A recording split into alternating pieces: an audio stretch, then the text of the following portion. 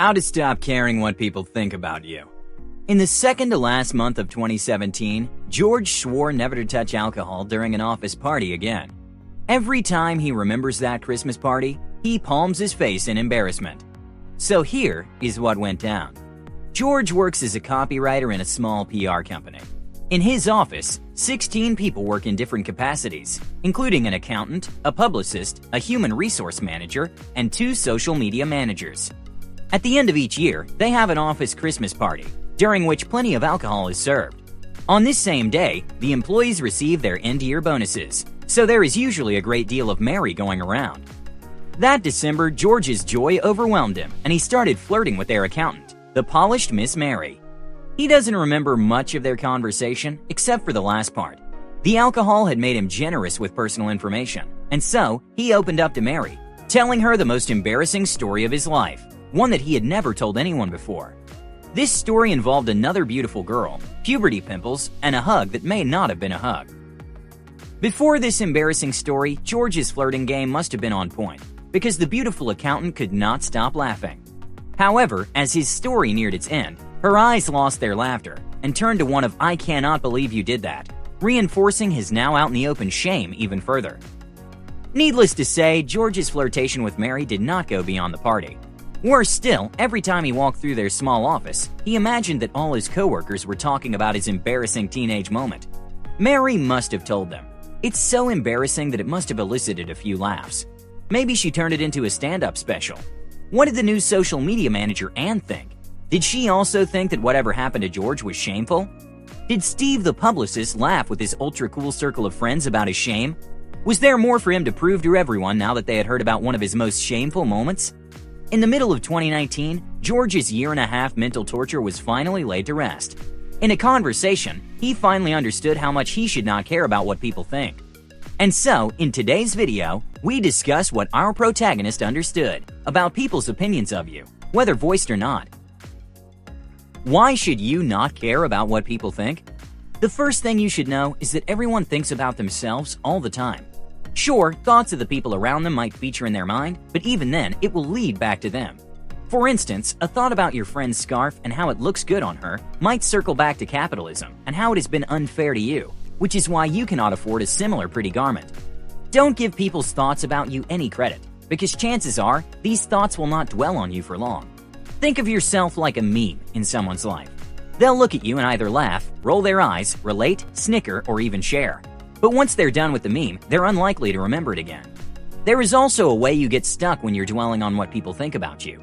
George wants to be friends with Ann, their new social media manager, due to the sheer wit in her tweets. He's got to have himself some of that humor.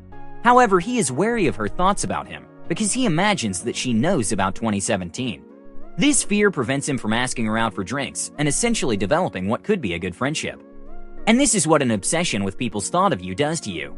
You're unlikely to try and experience new things if you're afraid of what the people around you think. Found it or not, someone will always have an opinion as to what you should be wearing, who you should be talking to, and whatnot. But as mentioned above, your colleagues or acquaintances are unlikely to think about you for long, and even if they do, their thoughts will keep changing. So you can see how unrealistic it is to get stuck because of their opinion at a particular time. Just look at George and how long he waited before finally approaching Ann. The alternative, as George found out, is to do whatever you want to do. There will always be an opinion and thoughts about you. Since these opinions are on their way anyway, why don't you not listen to them as you do something that you enjoy and set goals that you genuinely want to achieve? Now, would you say that any of your family members or friends are better placed to understand what is best for you? Would you be willing to give them full autonomy of your being if you could, because they would make decisions that are best for you? I'm assuming not. Caring about people's opinions of what you should do or be assumes that these people know what is best for you, which luckily for you, they do not. You are responsible and in control of your life because you are the one who is living and experiencing it. To make a decision, you have to draw factors from the environment you live and from the experiences you have gone through so far. For instance, for you to drink a glass of milk, you need to believe that the milk will not do you any harm. The environment tells you whether it is safe to drink the milk, and your previous experiences tell you what will result if you do drink the milk. Hence, it is safe to argue that the one person who knows what is best for your life is you, since you are living it. People's thoughts and opinions are also based on their standards and values, not necessarily yours. And this feeds into the previous point. The reason why someone does not know what is best for you is that they make decisions based on their standards, experiences, and their environment. As you've probably heard, one man's poison is another man's meat. You wouldn't care about a psychopath's opinion on empathy now, would you? At the end of the day, if you conform to what people are saying about you, you are still stuck with the result. It is the equivalent of someone else doing an exam in your name. When the results are posted, they will be next to your name and not whoever did the paper. Sure, sometimes people's ideas and suggestions may work in your favor. However, they should undergo some critical thought first before being taken as truth. Conforming may also work against you in the end.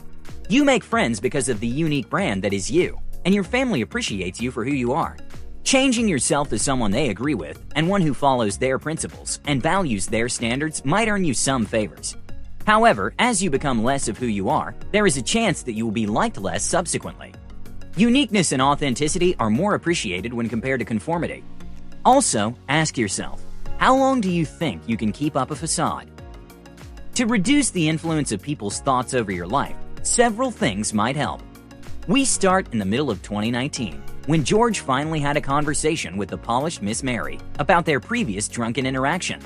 It was during a colleague's birthday party, and this time, he wasn't the drunken one. Mary was still refined when drunk, but on top of it she was direct and honest, which prompted their 2017 convo. She didn't remember much of what happened during that office party, but she remembers snorting at some point as he was telling some story from the 90s. After her snort laugh, he became less enthusiastic about his teenage years and eventually trailed off and awkwardly walked away. When she told him this, George had an epiphany, and the depth of which everyone is so absorbed in themselves hit him hard. He spent almost 2 years worrying that he had disgusted their accountant by telling him a story which wasn't very shameful, now that he thought about it. She, however, didn't find it significant at all. Some story from the 90s was all she heard. What he heard about a reaction to him was a reaction to herself. Shame, he found out, plays a major role in worrying about other people's thoughts. When there is a standard you think you aren't living up to, a standard the people around you seem to be upholding, you become shameful of your actions. And so, you start listening to what these standard-upholding folks are saying about what is wrong with you, or what they are seemingly saying, which you may imply from their words, their actions, their inactions, and anything they do. The secret is to start looking for that which you are searching for outside, from within. For instance, George believed that his goofiness and embarrassing story were not good things, because of the uncommonness of goof and the shame in the latter. However, if he has established, within himself, that this was something he was cool with, something that is okay, he wouldn't suffer from the same mental torture. Establishing values and principles with which you live your life works to get rid of shame. It also informs your opinion, which should be valued above everyone else's. Some of these values include a belief in a superior being, the understanding of the importance of family in your life, honesty being the best policy, and frugality, among others. So if your colleagues at work think that you should eat out more, you respond by informing them of your principles on spending. You only spend when it is necessary, and it contributes to convenience. This is why you carry your lunch. They can go right ahead for their meal, and you will meet them back at the office. Since he dealt with his shame, things are seemingly looking up for our good lad George.